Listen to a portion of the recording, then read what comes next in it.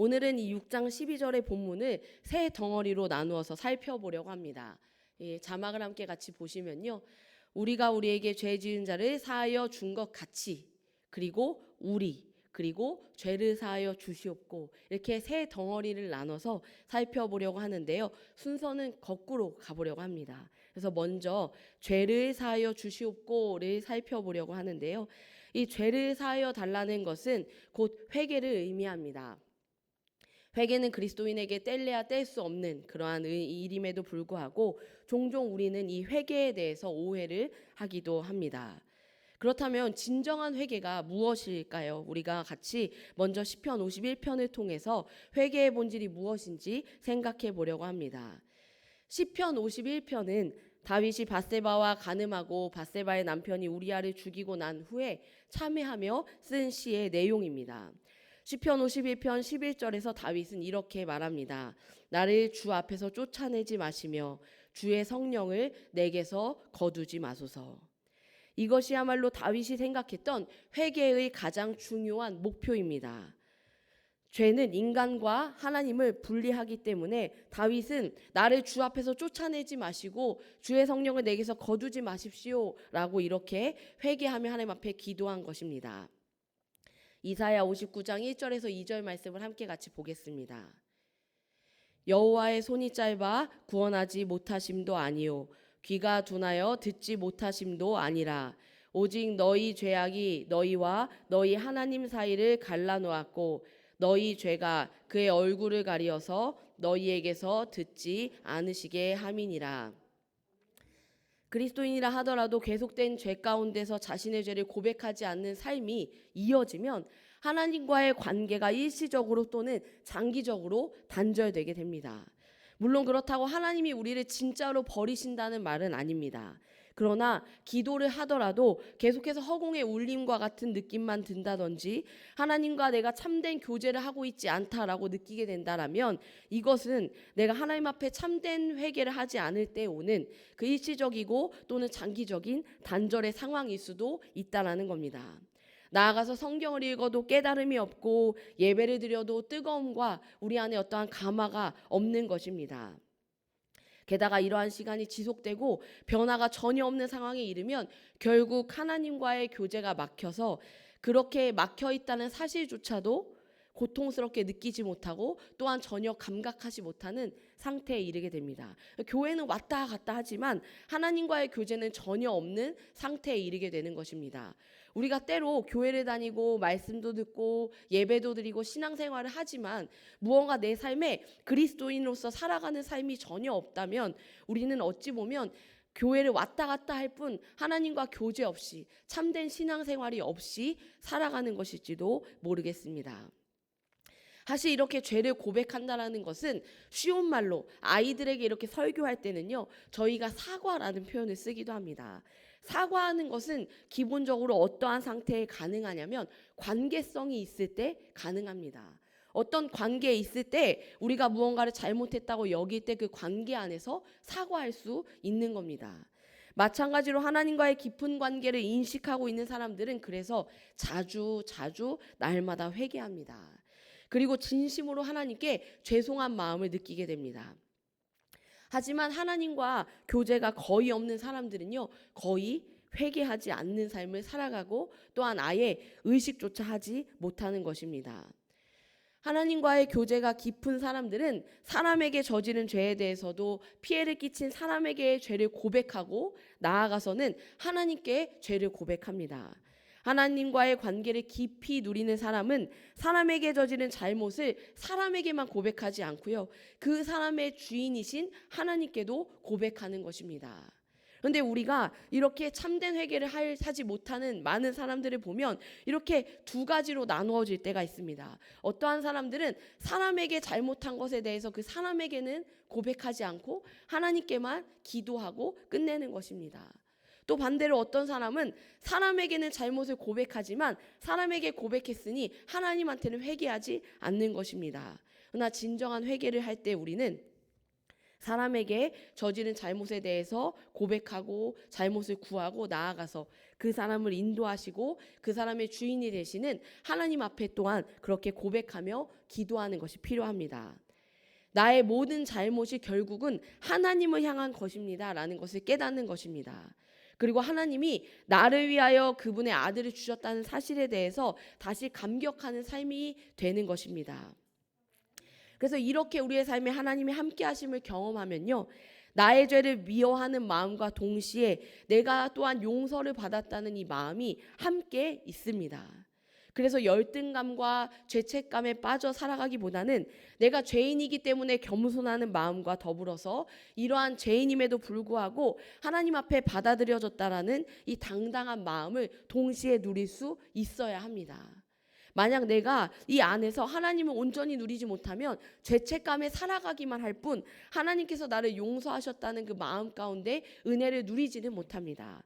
그렇기 때문에 우리가 참된 하나님의 자녀됨을 누린다면요, 하나님 앞에서 나의 어떠한 죄를 고백하며 겸손함과 동시에 그러나 나의 모든 죄악을 용서하시는 그 하나님 안에서 당당한 삶을 누리는 것이 함께 더불어 필요합니다.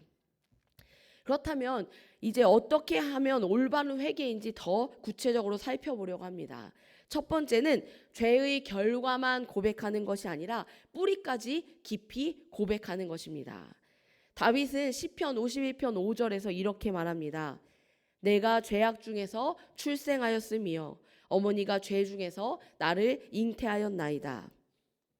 다윗은 지금 자신을 단순히 죄를 지었기 때문에 죄인인 것이 아니라 본성상 죄인인 존재로 자기 인식을 하고 그렇게 고백하고 있습니다. 그러니까 나는 죄악 중에 태어난 존재, 이 죄로부터 분리될 수 없는 그러한 악한 존재라는 사실을 그 자기 인식을 하고 고백하고 있는 것입니다. 사무엘하 12장 1절에서 6절의 내용을 보면 선지자 나단은요, 밧세바를 범하고 그의 남편이자 자신의 충직한 부하인 우리아를 죽인 다윗을 향하여 회개를 촉구합니다.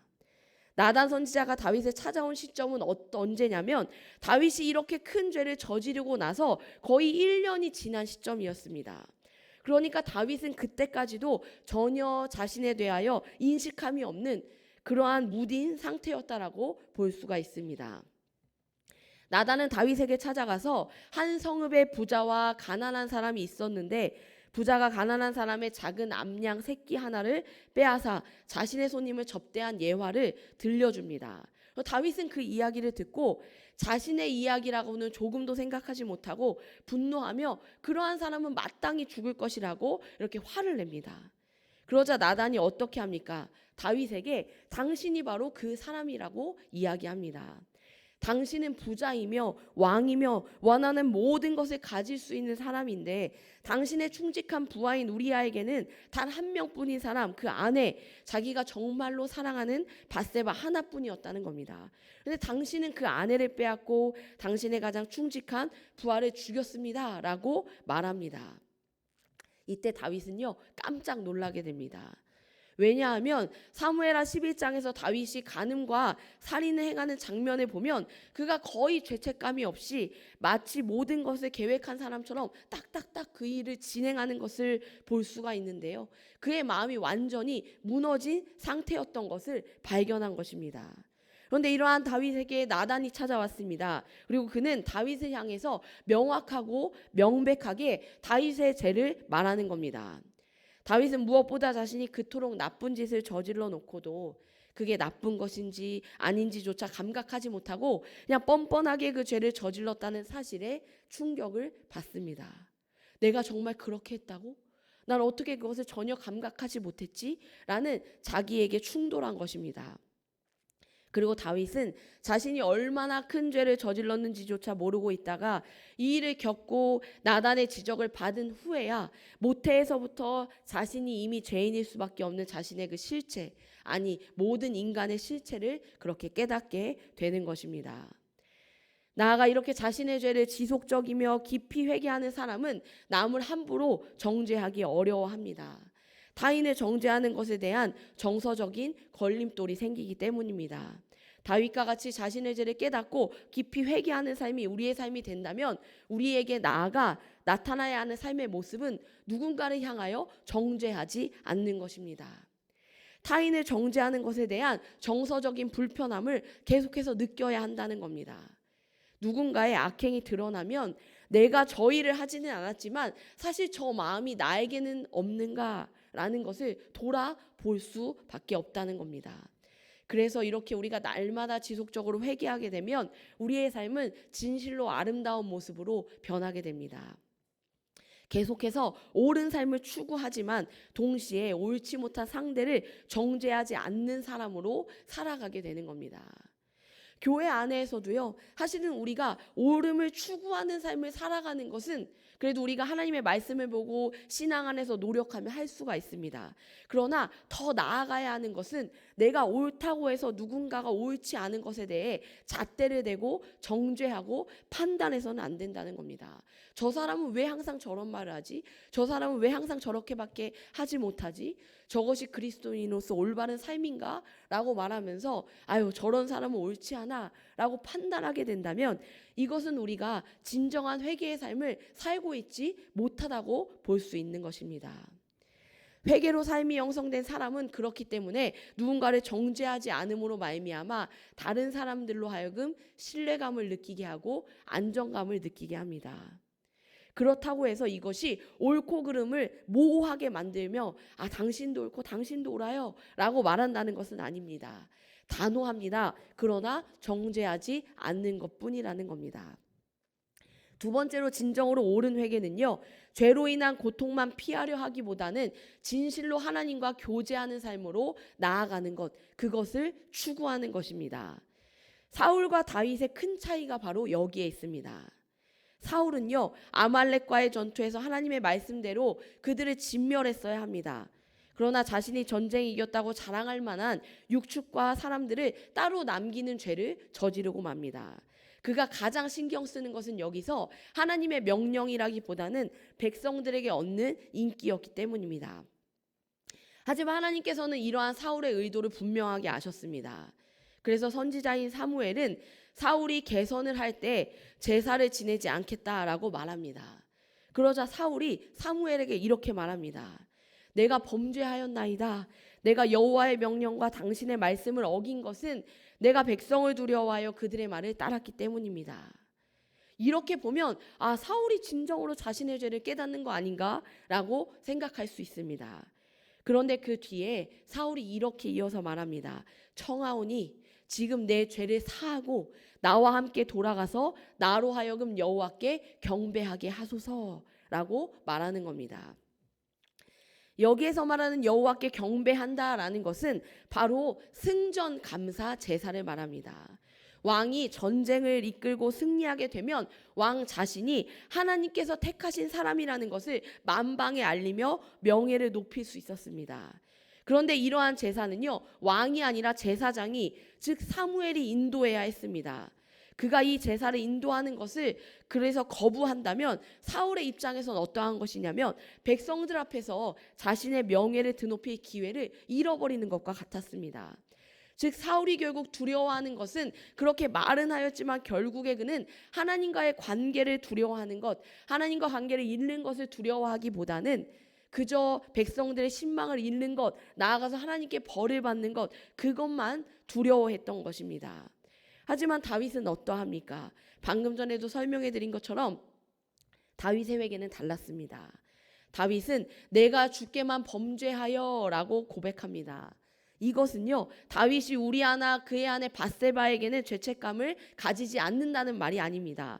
오히려 자신이 사람들에게 지은 이러한 죄의 그 본질이 결국은 내가 하나님 앞에서 한 반역이라는 것을 생각하고 그렇게 진심으로 하나님 앞에 고백하는 겁니다. 다윗의 시선은 지금 나로부터 하나님께로 옮겨가는 겁니다. 그리고 하나님께 이렇게 기도합니다. 주의 얼굴을 내 죄에서 돌이키시고 나를 주 앞에서 쫓아내지 마시며 주의 성령을 내게서 거두지 마소서. 다윗이 진정으로 두려워한 것은 하나님께서 나에게서 떠나시는 것, 하나님과 관계가 단절되는 것이었습니다. 우리는 어떠합니까? 우리의 신앙적인 삶을 볼 때 우리가 경건하게 살아간다라고 말할 수 있지만 오히려 종교적일 때가 많습니다. 종교적이라는 말은 마치 사울과 같이 하나님과의 관계를 잃는 것에 대한 두려움이 아니라 벌을 받는 것만을 두려워하는 것과 같습니다. 그래서 우리가 흔히 이런 말을 많이 하지 않습니까? 하나님이 나를 치실까 두렵습니다. 이 말을 잘 살펴보십시오. 그것은요, 하나님과의 관계를 잃는 것이 아니라 하나님이 나를 칠까봐, 하나님이 어떠한 행동으로 인해 나를 벌하고 나를 실패하게 만들까봐 두려워하는 종교심과 같은 것입니다.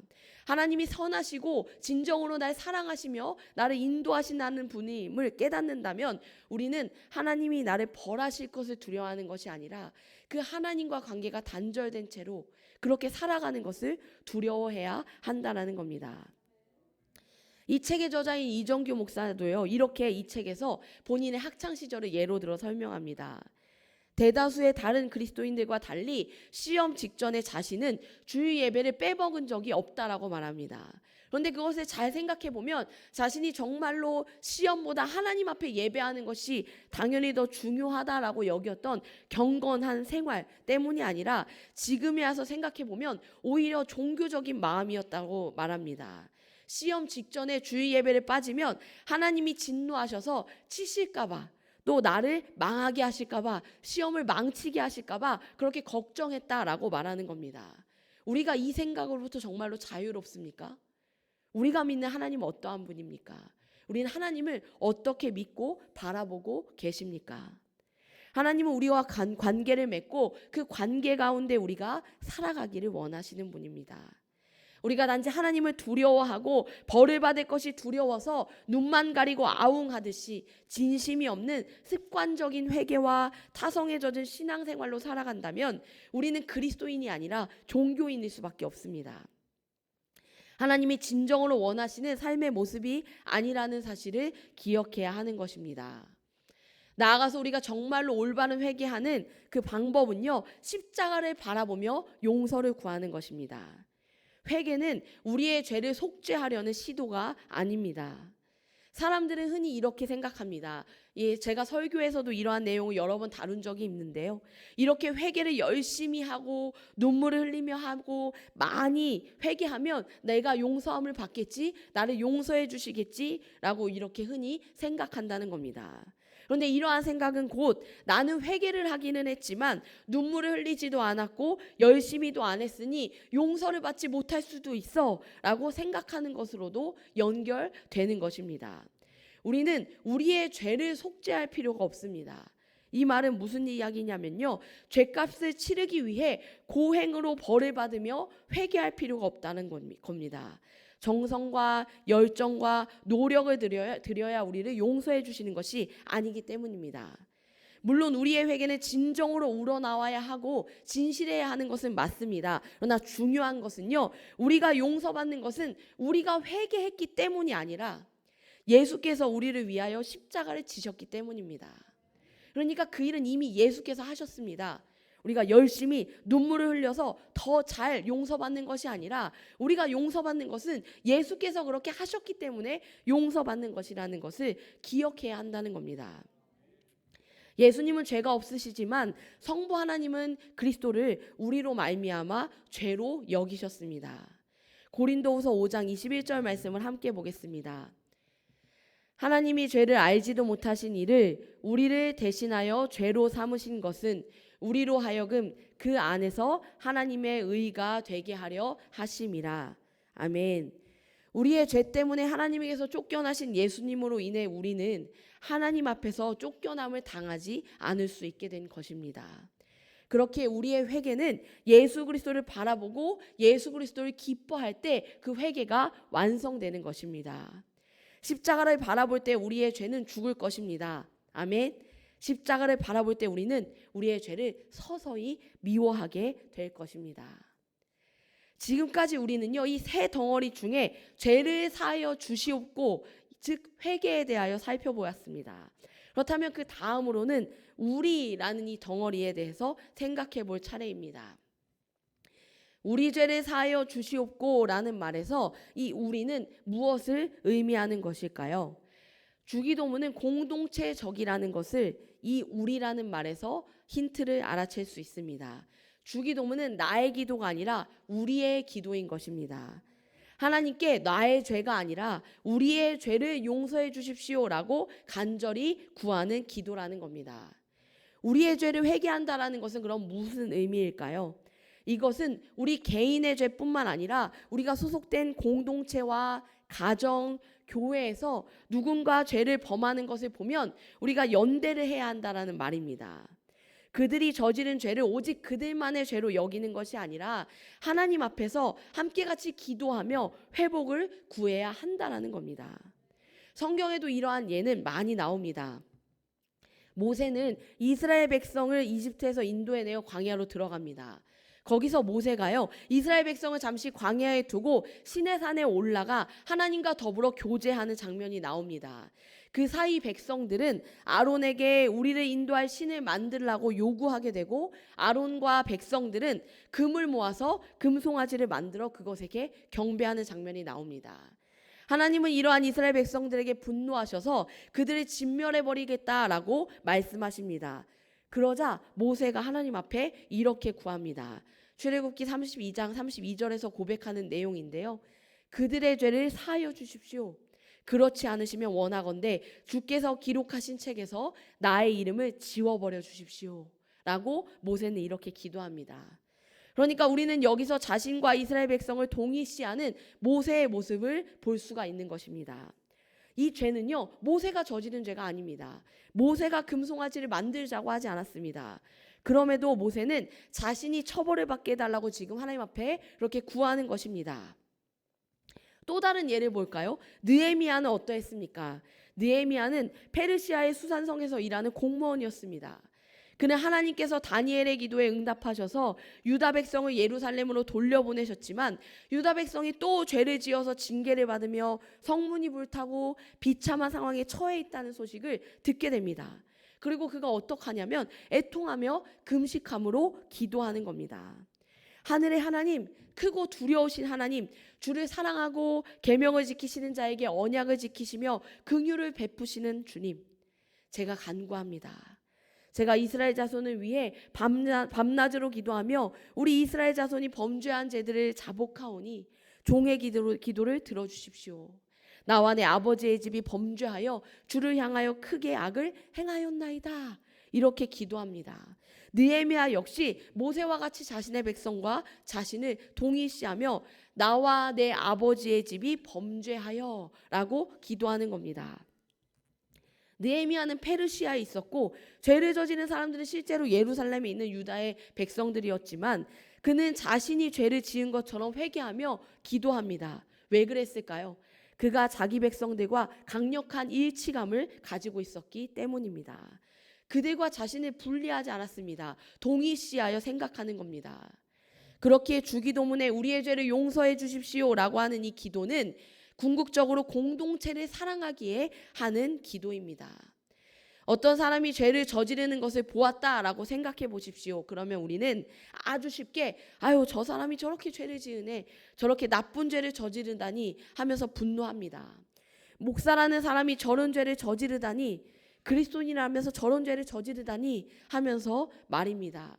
사실 저도 이러한 것에서 자유롭지 못합니다. 저도 많은 목사님들이 죄를 지으시는 것을 보면 분통해합니다. 어떻게 이런 죄를 저지르는 거야? 왜 같이 목사를 욕먹이는 거야? 하면서 분노합니다. 그런데 기억하십시오. 하나님은요, 우리를 한 몸으로 부르셨다는 사실을 우리는 기억해야 합니다. 그렇게 우리가 교회를 그리스도의 몸으로 생각한다면 우리는 다른 이들과 나를 동일시하며 그들의 죄에 대해서 슬퍼하고 애통해하는 마음이 있어야 한다는 겁니다. 하지만 여기에도 조심해야 할 것이 있습니다. 이렇게 기도를 하며 우리가 하나님의 공의를 무시하는 방식으로 기도해서는 안 된다는 겁니다. 이 말이 무슨 말이냐 하면 우리가 우리의 공동체에 있는 사람들, 우리의 가족들, 우리의 이웃들, 형제와 자매의 죄를 보며 그들을 위해서 기도할 때 너무 쉽게 그 죄를 정당화하는 잘못을 저질러서는 안 된다는 것입니다. 주님이 용서하라고 하셨으니 우리 조용히 덮고 넘어갑시다 라고 하는 것은 진정한 용서가 아닙니다. 사실 많은 교회에 아주 커다란 죄의 문제가 있을 때도 이러한 양상이 나타날 때가 많습니다. 물질로 인하여서 교회가 어려움을 겪을 때, 성 문제로 인하여서 어려운 일들이 생겼을 때에도 교회가 자꾸만 이렇게 이야기합니다. 괜히 시끄럽게 만들지 말고 조용히 덮고 넘어갑시다. 그런데 이러한 용서는요, 진정한 용서가 아니라는 겁니다. 오히려 용서는 유죄 판결을 내리는 것입니다. 용서하는 것과 징계를 내리는 것은 다른 것입니다. 용서를 하자고 하면서 징계조차 내리지 않고 그냥 덮어버리는 것은 그가 그렇게 한 잘못에 대해서 올바르게 깨닫게 할 기회를 잃게 되는 것입니다. 얼마든지 같은 잘못을 반복할 수 있는 여지를 그냥 그렇게 두는 것입니다. 그렇기 때문에 용서하는 것과 더불어서 올바르게 징계하고 공동체는 이 아픔을 함께 같이 감당하는 것이 필요합니다. 그래서 다시는 이 사람이 뿐만 아니라 우리 공동체가 이러한 잘못을 일삼지 않도록, 우리 교회가, 우리 가정이, 우리 사회가 그러한 일을 하지 않도록 우리는 해야 한다라는 겁니다. 우리와 함께하는 성도들이 교회 안에서 커다란 잘못을 저질렀을 때는 피해자에게 사과하고 교회의 징계를 받으며 다시는 그러한 일이 일어나지 않도록 대책을 마련하는 것으로 나아가야 하는 겁니다. 또 하나 조심해야 할 것은 이웃의 죄를 회개하며 그를 정죄하는 일을 해서는 안 된다는 겁니다. 회개를 빙자한 정죄는 잘못된 것입니다. 회개를 빙자하여 이웃을 비난하는 것은 옳지 않습니다. 우리는 우리의 죄를 회개하는 기도를 하면서 오히려 남을 정죄하고 교만에게 먹이를 줄 수 있습니다. 그래서 사도 바울은 갈라디아서 6장 1절에 누군가 죄를 범할 때에 신령한 너희는 온유한 심령으로 그러한 자를 바로잡고 너 자신을 살펴보아 너도 시험을 받을까 두려워하라 라고 말합니다.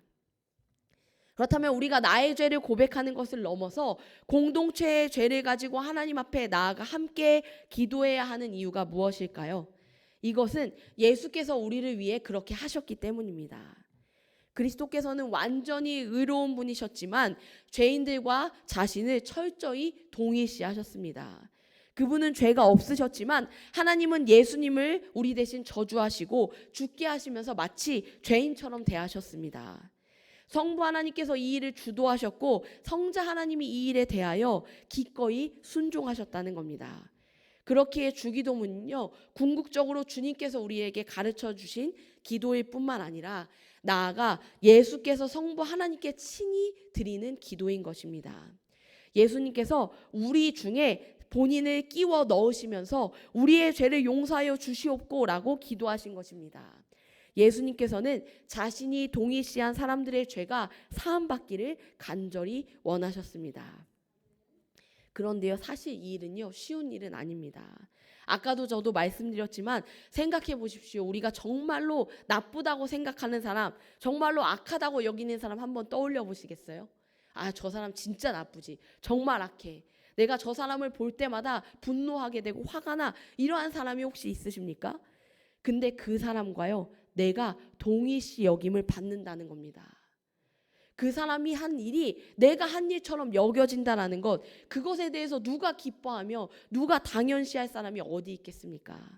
우리가 열등하다고 여기는 사람, 거룩하지 못하다고 여기는 사람, 저 사람은 진짜 그리스도인 아니지, 솔직히 저 사람은 저렇게 임직을 받으면 안 되는 사람이야 라고 우리가 판단하게 될지도 모릅니다. 공동체에 무리를 일으키는 사람이야 라고 여길지도 모릅니다. 그런데 나아가 그 사람과 나를 동일시해야 우리는 우리의 죄를 용서해달라고 기도하는 것이라고 말하는 겁니다. 저런 사람이 나와 같을 수가 없다라고 여기는 나에게 하나님은 같다라고 여기며 기도하라고 예수님의 기도를 통해서 우리에게 그렇게 말씀하십니다. 온 우주에서 가장 아름답고 거룩하며 순결하신 그분, 예수께서 죄 있는 우리와 자신을 동일시하셨기 때문입니다. 저와 이 자리에 계신 우리 모든 성도님들, 우리와 같은 이러한 죄인을 위하여 예수께서 십자가에서 희생을 그렇게 조롱하고 욕하며 침뱉는 사람들을 위해서 기도하심으로 그들의 죄가 마치 자신의 죄인 것처럼 그렇게 여기시며 희생하시며 기도하신 것입니다. 그분은 우리와 함께 더불어 우리가 되어주셨습니다. 그렇다면 마지막으로 살펴볼 덩어리가 하나 남았습니다. 어떤 덩어리였는지 혹시 기억하실까요? 우리가 우리에게 죄 지은 자를 사하여 준 것 같이, 요게 남았습니다. 우리가 우리에게 죄 지은 자를 사하여 준 것 같이 우리 죄를 사하여 주시옵고는 했고요. 우리가 우리에게 죄 지은 자를 사하여 준 것 같이, 그럼 이 말은 무엇인가를 마지막으로 이 덩어리를 살펴보아야 합니다. 이 말은요, 왜냐하면 왠지 용서가 조건적인 것처럼 들리는 겁니다. 우리가 우리에게 죄 지은 자를 사하여 준 것 같이 우리를 용서해 주세요, 이렇게 지금 말하는 겁니다. 다른 사람을 용서하는 것을 조건으로 하여 우리 죄를 사하여 주신다라고 하는 말처럼 들리는 겁니다. 그럼 생각해 보세요. 이게 맞으면요, 우리가 누구를 용서하지 않잖아요. 그럼 예수님도 우리를 용서하지 않으신다라고 생각할 수 있다는 겁니다. 정말 그러한 말일까 살펴보아야 우리는 이 말씀에서 자유함을 얻을 수 있습니다. 예수님이요, 심지어 마태복음 6장 14절에서 15절의 말씀에 이렇게 이야기하십니다. 너희가 사람의 잘못을 용서하면 너희 하늘 아버지께서도 너희 잘못을 용서하시려니와 너희가 사람의 잘못을 용서하지 아니하면 너희 아버지께서도 너희 잘못을 용서하지 아니하시리라. 이 말씀을 보면 우리가 누군가의 잘못을 용서하지 않으면 우리 하늘 아버지께서도 우리를 용서하지 않으신다라고 하는 것으로 볼 수 있습니다. 마틴 로이드 존스는요, 그래서 이 구절에 대해서 이렇게 말합니다. 그러면 이렇게 기도할 사람이 누구죠? 라고 물어볼 수 있다는 겁니다. 그는요, 이렇게 말합니다. 이 기도는 이미 하나님께 우리 아버지여 라고 말할 권리를 가진 사람이 이 기도할 수 있습니다 라고 말합니다. 이러한 권리를 가진 사람은요, 그리스도 예수 안에 있는 사람들 뿐이라는 겁니다. 즉 이 기도는 자녀들만이 아버지께 할 수 있는 기도입니다. 이 기도가 시작될 때 맨 처음 어떻게 시작합니까? 하늘에 계신 우리 아버지여 라고 주기도문이 시작하잖아요. 그러니까 주기도문 자체는요, 자녀만 할 수 있는 기도라는 겁니다. 그렇다면 이게 자녀가 아니면 할 수 없는 이 기도이기 때문에 이 말은 아버지가 자녀에게 하는 말이라는 겁니다. 우리가 우리에게 죄 지은 자를 사하여 준 것 같이 라는 이 말은요, 아버지가 자녀에게 할 수 있는 말이라는 겁니다. 예를 들어 여기에서 또한 이렇게 예를 들어 말하고 있습니다. 죄송합니다. 제가 기관지염이라서 목소리가 좀 좋지 않은데 불편하시지만 계속해서 말씀을 이어가겠습니다. 사랑스러운 두 딸이 이 목사님에게 있는데요. 이 두 딸이 서로에게 잘못했을 때의 예화를 들었습니다. 두 딸이 잘못했을 때 목사님이 이렇게 이야기하는 겁니다. 너네 서로 잘못했다고 해. 빨리 서로 용서해 라고 말한다는 겁니다.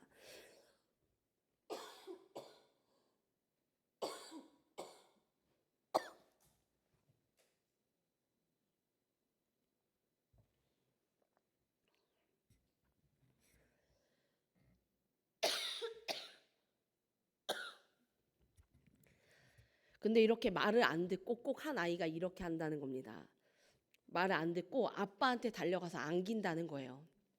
그러면 목사님이 이렇게 밀치면서 아니야, 나 안아주지 않을 거야. 빨리 서로 미안하다고 해 라고 말한다는 겁니다. 이 말은요, 너는 언니를 용서하지 않았으니까 더 이상 내 자식이 아니야 라는 말이 아니라는 겁니다.